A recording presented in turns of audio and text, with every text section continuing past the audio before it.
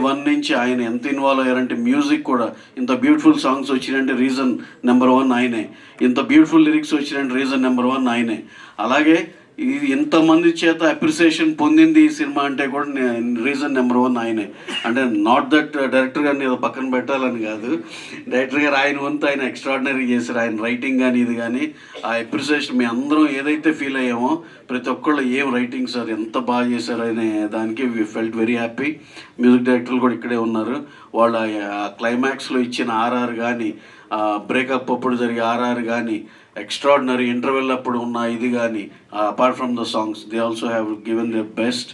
And మా heroine Bhagyashree గారి గురించి ఈ చానాళ్ళ తర్వాత తెలుగు సినిమాలో ఒక గ్లామరస్ అమ్మాయి విత్ పర్ఫార్మెన్స్ ఇదివరకు చెప్పినట్టే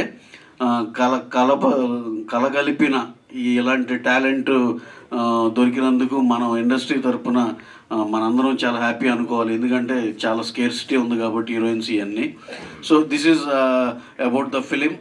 నెక్స్ట్ ఏంటంటే ఈ సినిమాని మేము ఇంకా చాలా బాగా ముందలు తీసుకెళ్తున్నాం.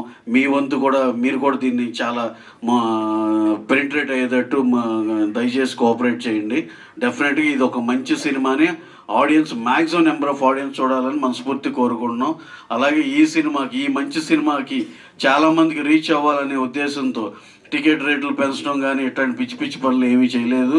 అంత నార్మల్ టికెట్ ప్రైజెస్లోనే ఉంది. మీ అందరికి అందుబాటు దీనిలోనే ఉంది. హ్యాపీగా వెళ్ళి సినిమాని ఎంజాయ్ చేయండి. Thank you very much. Thank you Ravi గారు, thank you so much. So తన పర్ఫార్మెన్స్ నువ్వు అనుకుంటున్నారు.